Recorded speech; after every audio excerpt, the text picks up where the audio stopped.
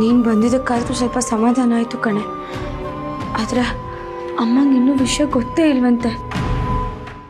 ಅವ್ರು ಗೊತ್ತಾಗಿದ್ದಿದ್ರೆ 1 ನಿಮಿಷನೂ ಮನೇಲಿ ಇರ್ತಿರ್ಲಿಲ್ಲ, ಓಡ್ ಬಂದಿರ್ತಿದ್ರು. ಅಪ್ಪ ಇವಾಗ ಹೇಗೆ ಸುಧಾರಿಸ್ತಾರೋ ಏನೋ ಅಮ್ಮನ್ನ. ಜಾನು, ಅಜ್ಜಿಗೆ ಪ್ರಜ್ಞೆ ಬಂದರೆ ಅರ್ಧ ಟೆನ್ಷನ್ ಕಮ್ಮಿ ಆಗುತ್ತೆ ಕಣೆ. ಆಗ ಅವ್ರನ್ನ ಮನೆಗೆ ಕರ್ಕೊಂಡು ಹೋಗ್ಬೋದು. ಅಮ್ಮ ಅವ್ರನ್ನ ನೋಡಿ ಸಮಾಧಾನ ಮಾಡ್ಕೋತಾರೆ. ಆದರೆ ಅಜ್ಜಿ ಪ್ರಜ್ಞೆ ಬರೋವರೆಗೂ ಸಮಾಧಾನನೇ ಇಲ್ವಲ್ಲ ಅಕ್ಕ. ಅವ್ರು ಈ ವಯಸ್ಸಲ್ಲಿ ಇದನ್ನೆಲ್ಲ ಅನುಭವಿಸ್ತಿರೋದು ನೋಡೋದಕ್ಕೆ ಆಗ್ತಿಲ್ಲ. ಆದರೆ ಇದೆಲ್ಲ ಆಗಿದ್ದು ನನ್ನಿಂದನೇ ಅಂತ ನನ್ಗನ್ನಿಸ್ತಿದೆ. ನನ್ನ ನೋಡಕ್ಕೆ ಬಂದಾಗಲೇ ತಾನೇ ಅವ್ರಿಗಿದೆಲ್ಲ ಆಗಿದ್ದು.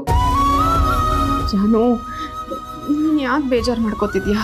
ನೋಡು, ಹೀಗೆಲ್ಲ ಆಗಬೇಕು ಅಂತ ನೀನೇನು ಬಯಸಿದ್ಯಾ? ಇಲ್ಲ ತಾನೆ. ಈಗ ಆಗಿದ್ರ ಬಗ್ಗೆ ಯೋಚನೆ ಮಾಡಿಕೊಂಡು ನೋವು ಅನುಭವಿಸ್ಬೇಡ. ಟ್ರೀಟ್ಮೆಂಟ್ ಆಯ್ತಲ್ಲ, ಅಜ್ಜಿ ಹುಷಾರಾಗ್ತಾರೆ, ನೋಡ್ತಾ ಇರು. ಜಾನವ್ರೆ, ಮಾವ ಏನಾದ್ರು ತಿಂದ್ರ?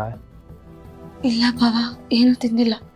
ಅಯ್ಯೋ ಸರಿ ಬಿಡಿ, ಈಗಲೇ ಅವ್ರನ್ನ ಕರ್ಕೊಂಡೋಗಿ ಏನಾದ್ರು ತಿನ್ಸ್ಕೊಂಡು ಕರ್ಕೊಂಬರ್ತೀನಿ. ಮೇಡಮ್ ಅವರೇ, ನೀವು ಏನು ತಿಂದಿಲ್ವಲ್ಲ, ಬನ್ನಿ ಮೇಡಮ್ ಅವರೇ. ನನಗೆ ಬೇಡ, ನೀವು ಅಪ್ಪನ ಕರ್ಕೊಂಡು ಹೋಗಿ ಬನ್ನಿ. ಮೇಡಮ್ ಅವರೇ, ನಿಮ್ಮನ್ನ ಬಿಟ್ಟು ನಾವು ಹೆಂಗೆ ತಿನ್ನೋಕ್ಕಾಯ್ತದೆ? ದಯವಿಟ್ಟು ಬನ್ನಿ. ನಂಗೆ ಬೇಡ ಅಂತ ಹೇಳ್ತಿದ್ದೀನಲ್ಲ, ಬಲವಂತ ಮಾಡಬೇಡಿ, ನನಗೆ ಹಸಿವಿಲ್ಲ. ಜಾನವ್ರೆ, ನೀವಾದರೂ ಒಂದು ಮಾತು ಹೇಳಿ. ಬೆಳಿಗ್ಗಿಂದ ಏನೂ ತಿಂದಿಲ್ಲ, ಪ್ರಯಾಣ ಮಾಡ್ಕೊಂಡು ಬಂದವ್ರೆ, ಸುಸ್ತಾಗಿರ್ತಾರೆ. ದಯವಿಟ್ಟು ಕಳಿಸ್ಕೊಡಿ. ಅಕ್ಕ, ಅವ್ರು ಅಷ್ಟೊಂದು ಕೇಳ್ತಾ ಇದ್ದಾರೆ, ಯಾಕಿಲ್ಲ ಅಂತ ಹೇಳ್ತಿದ್ಯಾ? ಹೋಗ್ಬಾರ್ದಾ? ನೋಡು, ನಾನು ಏನು ತಿನ್ನಲ್ಲ ಅಂತ ಹಠ ಮಾಡ್ತಿದ್ದೆ. ಆಗ ಜಯಂತವರೇ ಬಲವಂತ ಮಾಡಿ ಜ್ಯೂಸ್ ತಂದುಕೊಟ್ರು, ಕುಡ್ದೆ. ಈಗ ನೀನು ತಿಂದಿಲ್ಲ ಅಂದರೆ ಅವರು ಏನು ತಿನ್ನಲ್ಲ. ನಿನ್ನಿಂದ ಅವರು ಹಸ್ಕೊಂಡಿರ್ಬೇಕಾ? ಅವರು ತಿನ್ಬೇಡ ಅಂತ ನಾನು ಎಲ್ಲೇ ಹೇಳಿದೆ? ತಿನ್ಕೊಂಬನ್ನಿ ಅಂತಾನೆ ಹೇಳ್ತಿದ್ದೀನಿ ತಾನೆ. ನಿಮ್ಮನ್ನೊಬ್ಬರನ್ನೇ ಬಿಟ್ಟು ನಾನು ಹೆಂಗೆ ತಿನ್ನಲಿ ಹೇಳಿ ಮೇಡಮ್ ಅವರೇ. ನೋಡಿ, ಅಜ್ಜಿ ನೋಡೋಕೆ ಬಂದಿದ್ದೀವಿ, ಇನ್ನೊಂದು ಸ್ವಲ್ಪ ಹೊತ್ತಲ್ಲಿ ನೋಡ್ತೀವಿ. ನಾನು ಹೇಳ್ತೇವೆ ತಾನೆ, ಅಜ್ಜಿಗೇನೂ ಆಗೋದಿಲ್ಲ, ಬೇಗ ಹುಷಾರಾಗ್ತಾರೆ. ನಿಮ್ಮ ಅವ್ರ ಬಗ್ಗೆ ಯೋಚನೆ ಮಾಡಿಕೊಂಡು ಹಿಂಗೆ ಹಸುಕೊಂಡಿರ್ಬೇಡಿ. ಮಾವನ ಗಮನಿಸಿದ್ರಾ? ನಮ್ಮೆಲ್ರಿಗೂ ಧೈರ್ಯ ಹೇಳ್ಬೇಕಾದವರು ಅಜ್ಜಿಗಾಗಿರೋ ಪರಿಸ್ಥಿತಿ ನೋಡಿ ಅವರೇ ಕುಸಿದೋಗ್ಬಿಟ್ಟಿದ್ದಾರೆ. ಈಗ ನಾಮೇಲೆ ಸೇರ್ಕೊಂಡು ಅವ್ರಿಗೆ ಧೈರ್ಯ ತುಂಬಂತ ಕೆಲಸ ಮಾಡಬೇಕು. ಹಂಗೆ ಮಾಡ್ಬೇಕಂದ್ರೆ ನಮಗೆ ಶಕ್ತಿ ಇರಬೇಕು. ನಮಗೆ ಶಕ್ತಿ ಇರಬೇಕಂದ್ರೆ ಒಟ್ಟಿಗೆ ಏನಾದರೂ ಬಿದ್ದಿರ್ಬೇಕಲ್ವೇ? ಅದಕ್ಕೆ ಹೇಳ್ತವನೆ, ಬನ್ನಿ ಮೇಡಮ್ ಅವರೇ. ನಾನು ನಿಮಗೆ ಬಲವಂತ ಮಾಡೋದಿಲ್ಲ, ನಿಮ್ಗೆ ಎಷ್ಟಾಯ್ತದೋ ಅಷ್ಟಿನಿ. ದಯವಿಟ್ಟು ಬನ್ನಿ.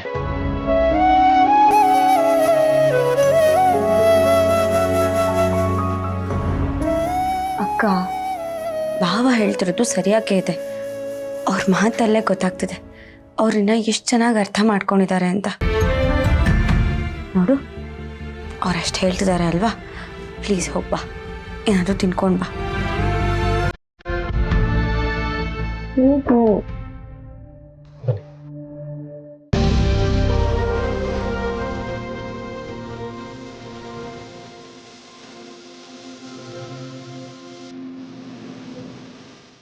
ಭಾವ ಅಕ್ಕನ್ನ ಅರ್ಥ ಮಾಡ್ಕೊಂಡಿರೋ ಥರ ಇವಳು ಅವ್ರನ್ನ ಚೆನ್ನಾಗಿ ಅರ್ಥ ಮಾಡ್ಕೊಂಡ್ಬಿಟ್ರೆ ಅವ್ರ ಸಂಸಾರ ಎಷ್ಟು ಚೆನ್ನಾಗಿರುತ್ತೆ.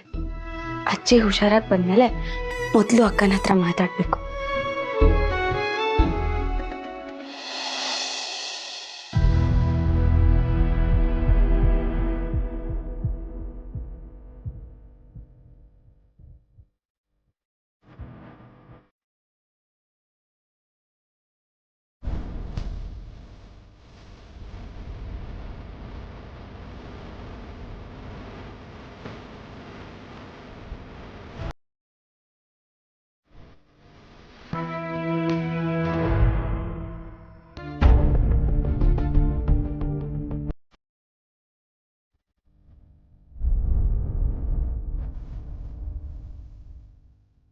ಅಜ್ಜಿ, ಈಗ ಮಾತಾಡೋಕೆ ಹೋಗಿ ಆಯಾಸ ಮಾಡ್ಕೋಬೇಡಿ. ನಿಮ್ಮ ಕಡೆಯವ್ರನ್ನ ಕರಿತೀನಿ, ಅವ್ರ ಹತ್ರನೇ ಮಾತಾಡೋರಂತೆ.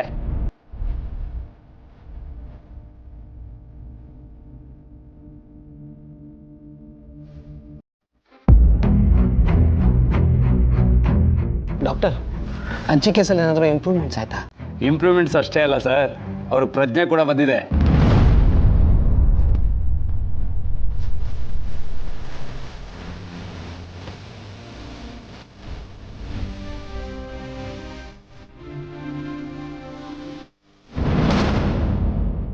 ಡಾಕ್ಟ್ರೇ, ಅಮ್ಮ ಪ್ರಜ್ಞೆ ಬಂತಾ? ಹೌದು ಸರ್, ಪ್ರಜ್ಞೆ ಬಂದಿದೆ. ಅಂತೂ ನಿಮ್ಮ ಟ್ರೀಟ್ಮೆಂಟ್ಗೆ ಫಲ ಸಿಕ್ತು. ನಮ್ಮ ಟ್ರೀಟ್ಮೆಂಟ್ ಅಷ್ಟೇ ಅಲ್ಲ ಮೇಡಮ್, ನಿಮ್ಮ ಪ್ರಾರ್ಥನೆ ಕೂಡ ಸೇರಿದೆ.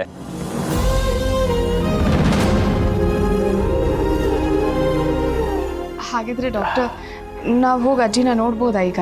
ಖಂಡಿತ ನೋಡ್ಬೋದು, ಆದರೆ ಎಲ್ಲರೂ ಒಟ್ಟಿಗೆ ಹೋಗಿ ನೋಡೋದಕ್ಕಾಗೋದಿಲ್ಲ, ಪೇಷಂಟಿಗೆ ತೊಂದರೆ ಆಗುತ್ತೆ. ಅದಕ್ಕೆ ನೀವು ಮೊದಲು 3 ಜನ ಹೋಗಿ, ಆನಂತರ ಇವರಿಬ್ರು ಹೋಗ್ಲಿ. ಸರಿ ಡಾಕ್ಟ್ರೆ. ಸರಿ, ಥ್ಯಾಂಕ್ ಯು ಡಾಕ್ಟ್ರೆ. ಅಳಿ ಅಂದರೆ ಕೂತಿರಿ, ನೋಡ್ಕೊಂಬಂದ್ಬಿಡ್ತೀವಿ.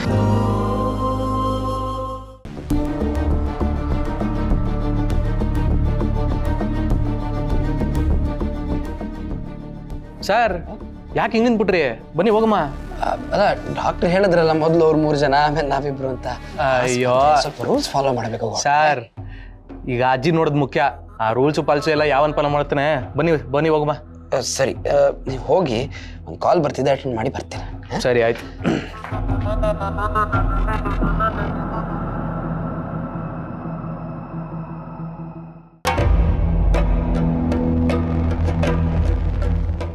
ನೋ ನೋ ನೋ, ಅಜ್ಜಿಗೆ ಇಷ್ಟು ಬೇಗ ಪ್ರಜ್ಞೆ ಬರುತ್ತೆ ಅಂತ ನಾನು ಅನ್ಕೊಂಡಿರ್ಲಿಲ್ಲ. ಅವ್ರು ಬದುಕೋದೇ ಕಷ್ಟ ಅಂತ ನಾನಿದ್ರೆ ಇಲ್ಲೆಲ್ಲ ಉಲ್ಟ ಆಗ್ತಾ ಇದೆಯಲ್ಲ. ಈಗ ಇವರೆಲ್ಲ ಒಳಗೆ ಹೋಗಿದ್ದಾರೆ. ಅವ್ರಗಳ ಹತ್ರ ಅಜ್ಜಿನ ಈ ಸ್ಥಿತಿಗೆ ತಂದಿದ್ದು ನಾನೇ ಅಂತ ಹೇಳ್ಬಿಟ್ರೆ ಏನು ಮಾಡ್ಲಿ?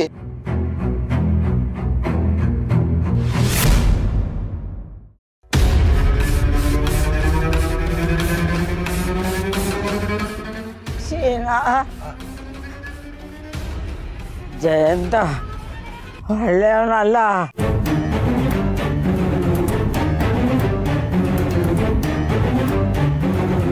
ನನ್ನ ಮೊಮ್ಮಗಳ ಬಾಳ್ನ ಹಾಳು ಮಾಡ್ತಿದ್ದಾನೆ ಕಣ, ಹಾಳು ಮಾಡ್ತಿದ್ದಾನೆ.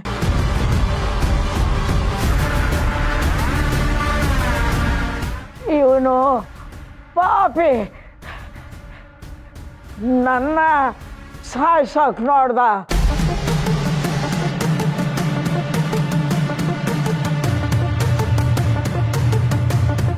ಇವನು ನಾವು ಅನ್ಕೊಂಡಂಗೆ ಮನುಷ್ಯನಲ್ಲ, ಮನುಷ್ಯ ರೂಪದಲ್ಲಿರೋ ರಾಕ್ಷಸ.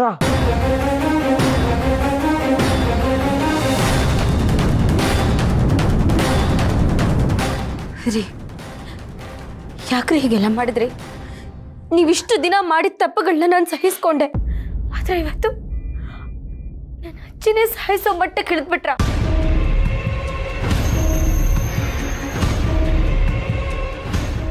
ತಪ್ಪು ಮಾಡ್ಬಿಟ್ರಿ ನೀವು, ತಪ್ಪು ಮಾಡ್ಬಿಟ್ರಿ. ಅಳಿ ಅಂದ್ರೆ ತಪ್ಪು ಮಾಡ್ಬಿಟ್ರಿ.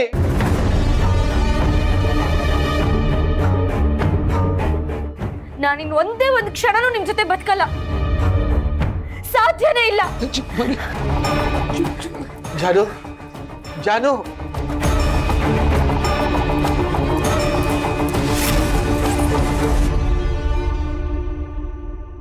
ರೀ,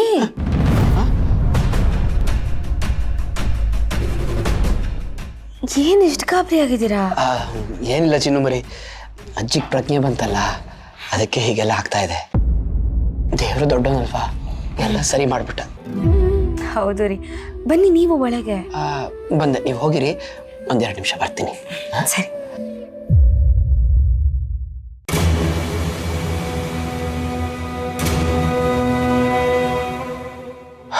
ಸತ್ಯ ಏನಾದರೂ ನಿಜ ಆಗ್ಬಿಟ್ರೆ ನನ್ನ ಚಿನ್ನು ಮರಿನ ನಾನು ಕಳ್ಕೊಂಡ್ಬಿಡ್ತೀರಿ.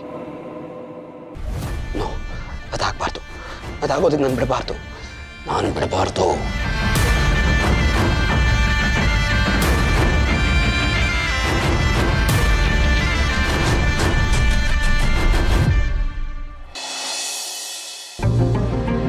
ಚಲ್ವಿ, ಏನವ ವೆಂಕಿ ಇಷ್ಟೊತ್ತಾದ್ರೂ ಬರ್ಲೇ ಇಲ್ಲ?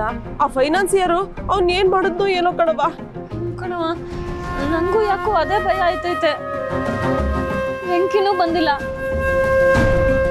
ಅವ್ವ, ನೀನಿಲ್ಲ ಕುತ್ಕೊಂಡು ಅಂಗಡಿ ನೋಡ್ಕೊತಾ ಇರು, ನಾನು ಹೋಗಿ ವೆಂಕಿನ ನೋಡ್ಕೊ ಬರ್ತೀನಿ. ಹ್ಞೂ ಕಣವ, ಹೋಗ್ಬಾ.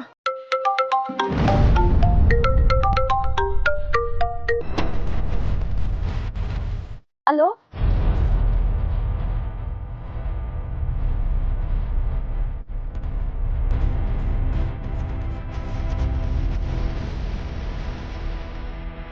ನೀವ್ ಹೋಗಿ ಅಜ್ಜಿನ್ ಮಾತಾಡ್ಸಿ, ನಾನು ಆಮೇಲೆ ಫೋನ್ ಮಾಡ್ತೀನಿ. ಅವ್ವ ಅಜ್ಜಿಗೆ ಪ್ರಜ್ಞೆ ಬಂದೈತಂತೆ. ದೇವ್ರು ದೊಡ್ಡವನು ಕಣವ. ಈ ವಿಷಯ ಕೇಳಿದ್ರೆ ವೆಂಕಿ ಖುಷಿ ಪಡ್ತಾನೆ. ಮೊದ್ಲೋಗಿ ನೋಡು ಅವ್ನ್ ಎಲ್ಲವನೇ ಅಂತ. ಸರಿ ಕಣವ, ನಾನ್ ನೋಡ್ಕೊ ಬರ್ತೀನಿ, ಇಲ್ಲೇ ಕೂತಿರು ಆಯ್ತಾ? ಹ್ಞೂ ಕಣವ. ವೆಂಕಿ ವೆಂಕಿ ವೆಂಕಿ ಅಜ್ಜಿಗೆ ಪ್ರಜ್ಞೆ ಬಂತಂತೆ.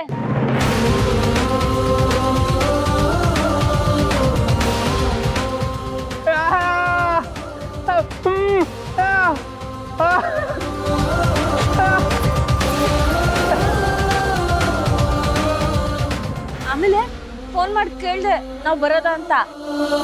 ಇವಾಗ ಏನ್ ಬರೋದ್ ಬೇಡ, ಯಾವಾಗ ಬರ್ಬೇಕು ಅಂತ ನಾನ್ ಫೋನ್ ಮಾಡಿ ಹೇಳ್ತೀನಿ ಅಂದ್ರು.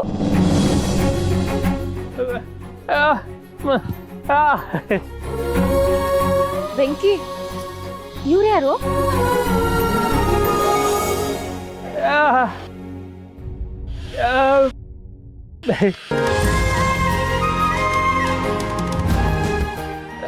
ಇಲ್ಲ ಇಲ್ಲ ಇಲ್ಲ ಇಲ್ಲ ಹಾಗೆಲ್ಲ ಏನಿಲ್ಲ. ನನ್ನ ಹೆಸರು ಸುಬ್ಬು ಅಂತ.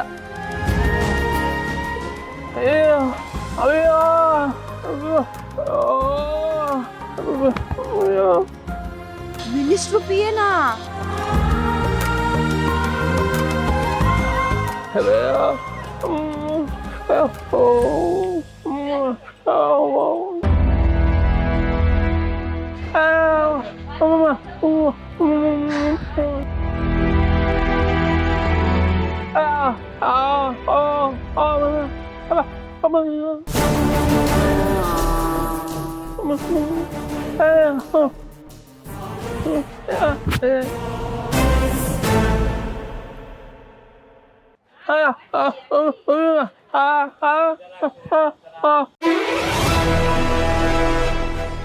ಅಣ್ಣ, ಇವತ್ ನೀವು ನಮ್ಮ ಮರ್ಯಾದೆ ಉಳಿಸ್ಬಿಟ್ರಿ. ನಿಮ್ಗೆ ಹೆಂಗ್ ಕೃತಜ್ಞತೆ ಹೇಳ್ಬೇಕು ಅಂತಾನೆ ನಂಗೆ ಗೊತ್ತಾಯ್ತಾ ಇಲ್ಲ. ಅದೆಲ್ಲ ಏನೂ ಬೇಡ. ಅಣ್ಣ ಅಂತ ಕರೆದ್ರಲ್ವಾ, ಹಾಗಿದ್ದಾಗ ತಂಗಿ ಮರ್ಯಾದೆನ ಕಾಪಾಡೋದು ನನ್ನ ಕರ್ತವ್ಯ. ನಾನು ಅದನ್ನ ಮಾಡಿದ್ದೀನಿ ಅಷ್ಟೇ.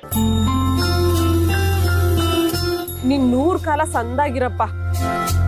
ಕಷ್ಟದಲ್ಲಿರೋರ್ಗೆ ಆ ದೇವ್ರು ಯಾವ್ದೋ ಒಂದು ರೂಪದಲ್ಲಿ ಬಂದು ಸಹಾಯ ಮಾಡ್ತಾರೆ ಅಂತ ಹೇಳ್ತಾರಲ್ಲ, ಅದು ನೀನ್ ನಿಜ ಮಾಡ್ಬಿಟ್ಟೆ ಕಣಪ್ಪ. ಓಹ್, ನೀವೆಲ್ಲ ಯಾಕೆ ಇಷ್ಟೊಂದು ಹೊಗಳ್ತಾ ಇದ್ದೀರಾ ನನ್ನ? ನಿಮ್ಗಳ ಮುಗ್ಧತೆ ಮುಂದೆ ನಾನು ಮಾಡಿರೋದು ಏನೂ ಇಲ್ಲ. ಅದು ನಿನ್ ದೊಡ್ಡ ಗುಣ ಕಣಪ್ಪ. ಇವತ್ತು ನೀನು ನಮ್ ವೆಂಕಿನ ಕಾಪಾಡಿದೀಯಾ ಅಂದ್ರೆ ನೀನು ನನ್ ಮಗ ಇದ್ದಂಗೆ ಕಣಪ್ಪ. ಮಗನ ಹೊಗಳೋದ್ರಲ್ಲಿ ಏನ್ ತಪ್ಪದೆ ನೀನೇ ಹೇಳು. ಎಲ್ಲ ನೋಡ್ತಾ ಇದ್ರೆ ನನಗೆ ನಮ್ಮ ಅಪ್ಪ, ಅಮ್ಮ, ತಂಗಿ, ಅಕ್ಕ ಎಲ್ಲ ನೆನಪಾಗ್ತಾ ಇದ್ದಾರೆ. ಅವರಂತೂ ನನ್ನ ಮೇಲೆ ಇಷ್ಟೇ ಪ್ರೀತಿ ತೋರಿಸ್ತಾರೆ. ನಾನು ಹಾಗೇನೆ. ಅವ್ರಂದ್ರೆ ನಂಗೆ ತುಂಬಾ ಇಷ್ಟ. ಈಗ ನೀವು ನನ್ನ ಕುಟುಂಬದವ್ರೆ ಅಂತಾನೆ ಅನಿಸ್ತಾ ಇದೆ. ಅದು ನಿಮ್ ಮಾತಿನ ಸಂಸ್ಕಾರದಲ್ಲೇ ಗೊತ್ತಾಯ್ತೈತೆ.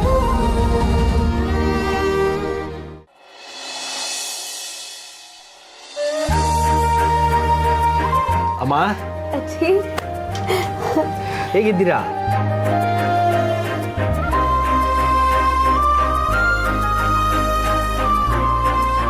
ಅಜ್ಜಿ, ನಿನಗೆ ಪ್ರಜ್ಞೆ ಬಂತು ಅಂದ್ರೆ ನೀನು ಹುಷಾರಾಗಿದ್ಯಾ ಅಂತ ಅರ್ಥ. ಹುಷಾರಾಗೋದೆ ನೀನು.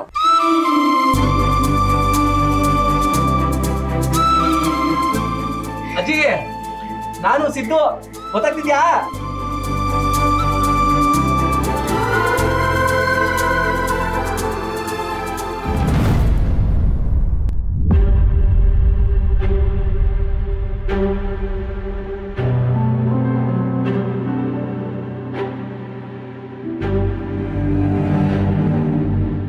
ಅಪ್ಪ, ಅಜ್ಜಿ ನನ್ನ ಹತ್ರ ಏನೋ ಹೇಳಬೇಕು ಅನ್ಸುತ್ತೆ. ಒಂದು ಸ್ವಲ್ಪ ಹತ್ರ ಹೋಗಪ್ಪ.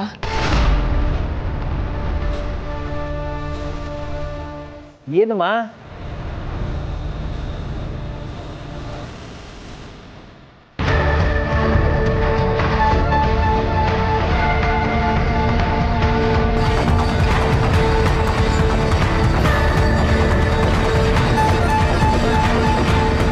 ಅಮ್ಮ, ನೀನು ಹೇಳೋದು ನನಗೇನೂ ಅರ್ಥ ಆಗ್ತಿಲ್ಲ. ಒಂದು ಸ್ವಲ್ಪ ಸುಧಾರಿಸ್ಕೋ, ಆಮೇಲೆ ಆರಾಮಾಗಿ ಕೂತ್ಕೊಂಡು ಮಾತಾಡೋಣ.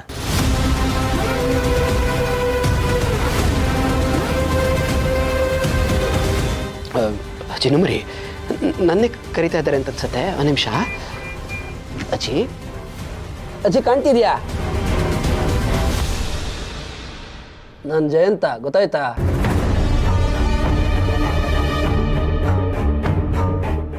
ಇಲ್ಲಿ ನೋಡಿ, ಇಲ್ಲಿ. ಹಾಂ, ನಿಮಗೇನು ಹೇಳಬೇಕು ಅನ್ಸುತ್ತೆ ನನಗೆ ಹೇಳಿ, ನಾನು ಮಾವಿಗೆ ಹೇಳ್ತೀನಿ. ಹಾಂ,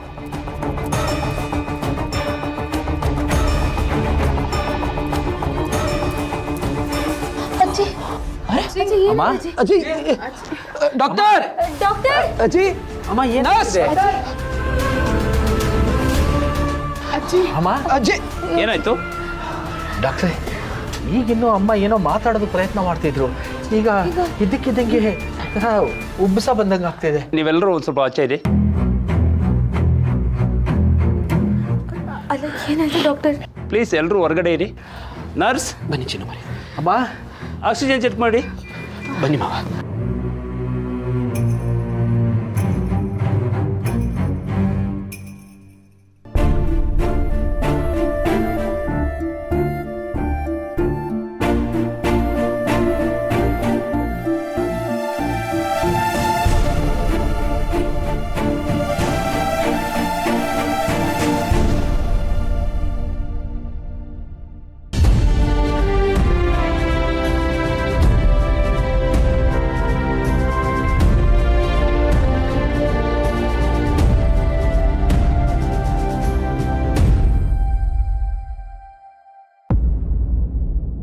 ನೀವು ಹೂವಿನ ವ್ಯಾಪಾರ ಮಾಡ್ತೀರಾ ಅಲ್ವಾ? ಅಂದ್ರೆ ನೀವು ಬರೀ ಅಂಗಡಿಲಿ ಮಾತ್ರ ಮಾಡ್ತೀರಾ ಅಥವಾ ದೊಡ್ಡ ದೊಡ್ಡ ಸಮಾರಂಭಗಳನ್ನ ಒಪ್ಕೊಂತೀರಾ? ಈ ಮದುವೆ ಸಮಾರಂಭಗಳು, ಆಮೇಲೆ ದೇವಸ್ಥಾನದಲ್ಲಿ ದೊಡ್ಡ ದೊಡ್ಡ ಫಂಕ್ಷನ್ ಆಗುತ್ತಲ್ಲ, ಇದಕ್ಕೆಲ್ಲ ಹೂವಿನ ವ್ಯವಸ್ಥೆಗಳು ಮಾಡ್ತೀರಾ ನೀವು? ಹ್ಞೂ ಅಣ್ಣ, ಮಾಡ್ತೀವಿ. ಇದಕ್ ಮುಂಚೆ ನಮ್ಮ MLA ಜವರೇಗೌಡ್ರವ್ರಲ್ಲ, ಅವ್ರ ಮನೇಲಿ ಒಂದ್ ದೊಡ್ಡ ಫಂಕ್ಷನ್ ಆಗಿತ್ತು. ಅದಕ್ಕೆ ನಾವೇ ಎಲ್ಲ ಡೆಕೋರೇಷನ್ ಮಾಡ್ಕೊಟ್ಟಿದ್ದು. ನಿಮ್ಗೇನ್ ಬೇಕು ಹೇಳಿ, ನಾವ್ ಮಾಡ್ಕೊಡ್ತೀವಿ. ಇಲ್ಲ, ಈ ದೊಡ್ಡ ದೊಡ್ಡ ಫಂಕ್ಷನ್ಗಳ ಹುಡುಗರುಗಳು ತುಂಬಾ ಜನ ಬೇಕಾಗ್ತಾರೆ. ಕೆಲ್ಸಗಾರ ಇದಾರ ನಿಮ್ಮ ಹತ್ರ? ಅಯ್ಯೋ ಅಣ್ಣ, ಅದ್ರ ಬಗ್ಗೆ ನೀವ್ ಏನು ಯೋಚನೆ ಮಾಡ್ಬೇಡಿ. ನಾನೇ ಮುಂದೆ ನಿಂತೆಲ್ಲ ಮಾಡಿಸ್ತೀನಿ.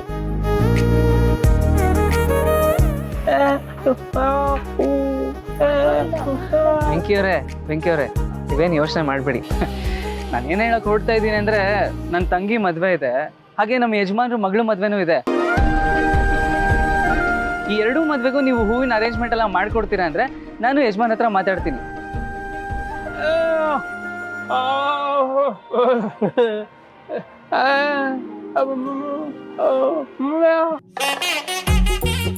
ಅಯ್ಯ ವೆಂಕಿ, ಸುಮ್ಕೆ ಇರು.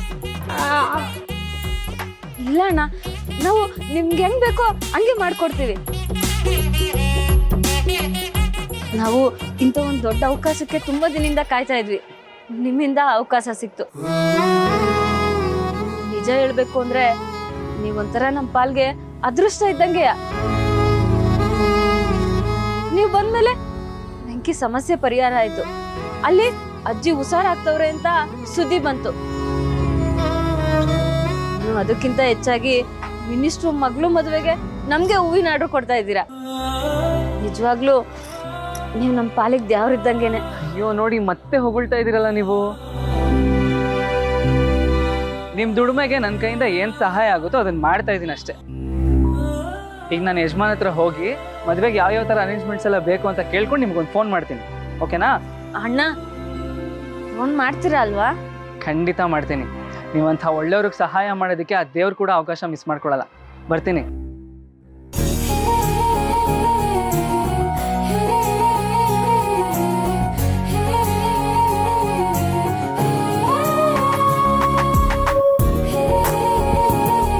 ವೆಂಕಿ, ಬೇಜಾರಾಗ್ಬೇಡ, ನಾವಿಬ್ರು ಸೇರ್ಕೊಂಡು ಚೆನ್ನಾಗಿ ಮಾಡುಮ.